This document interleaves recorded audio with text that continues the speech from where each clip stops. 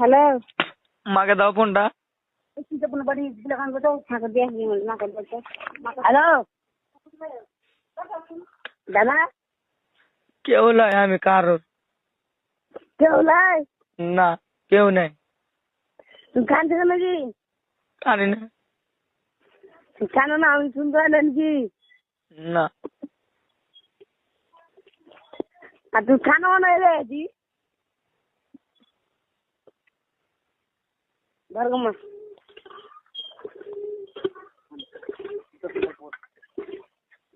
যাও কারে কে বলে না মাকে তুমি কানি। হ্যালো।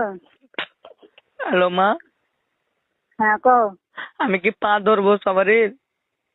পা ধরতে হবে না রে বাবা, কেন পা ধরবে? তা আমি এতটুকু চাচ্ছি যে লোকের দুশ্মনরা কামে আসে।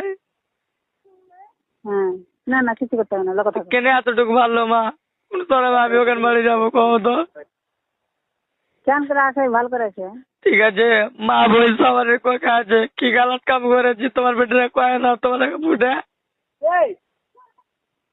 আচ্ছা, তোমাকে অত টেনশন করতে হবে না। টেনশন নয় মা, কিন্তু আমার মনে সবসময় দুঃখ হয়েছে, কিন্তু পুইটা কইতে পারি না। যতটুকু নিজের মা অতটুকু তুমিও মা। হ্যাঁ, ছাড়ো তো, অত টেনশন করতে হবে না। বাড়ি আসে তখন হাত আমি বেটি আর- কত দোষের কথা কয়েছে, আমার বেটিরও হইবে খানি। আল্লাহ বাচ্চাদের তো মা, তুমি আগে জিন্না মুখ দেখতে পাবে না, তাইলে তুমি ওই মরা মুখ দেখতে পাবে। কথা কয় না। আলতো পালতো লাই, আজ রাতের মধ্যে আমি মরে যাবো। খবরদার এগুলো কথা মুখ দেবে না, তো তো করো। আর বাপ মাকে কোন, আর বাপ মা কত লোটেছে জানো এই কথা শুনে?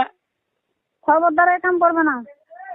আর বাপ মা কাঁদছে শুধু এই একটু কথা লেগে। কি এমন কথা কয়েছেন যে কাকে গেছি?